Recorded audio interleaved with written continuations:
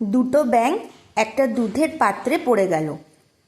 তারা সেই পাত্র থেকে বের হবার প্রাণপণ চেষ্টা করল, কিন্তু কিছুতেই উঠতে পারল না। একটা ব্যাঙ আশা ছেড়েই দিল। সে বলল, বন্ধু, আর বৃথা চেষ্টা করে লাভ নেই। পাত্রের গভীরতা অনেক বেশি। শক্ত কোনো কিছুও এখানে নেই যে তার উপর ভর দিয়ে লাফ দেব। আমরা কতক্ষণ আর সাঁতার কেটে ভেসে থাকতে পারবো?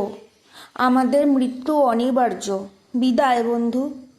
এই বলে সে সাঁতার কাটা বন্ধ করে দিল এবং দুধের মধ্যেই ডুবে মারা গেল।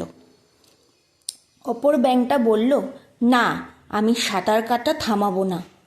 যতক্ষণ না আমার সমস্ত শক্তি ক্ষয় হয়ে যাচ্ছে, ততক্ষণ আমি সাঁতার কাটা চালিয়ে যাব। এই ভেবে সে সাঁতার কেটে চলল। তার এই সাঁতার কাটার ফলে দুধ মন্থন হতে থাকলো।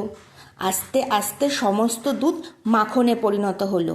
ব্যাঙটা তার পায়ের নিচে শক্ত মাখন পেল আর তার উপর ভর দিয়ে লাফ মেরে পাত্রের বাইরে বেরিয়ে এলো। তার জীবন রক্ষা পেল। শিক্ষা: যতক্ষণ না লক্ষ্যে পৌঁছচ্ছেন ততক্ষণ চেষ্টা চালিয়ে যান, জয় আপনার হবেই।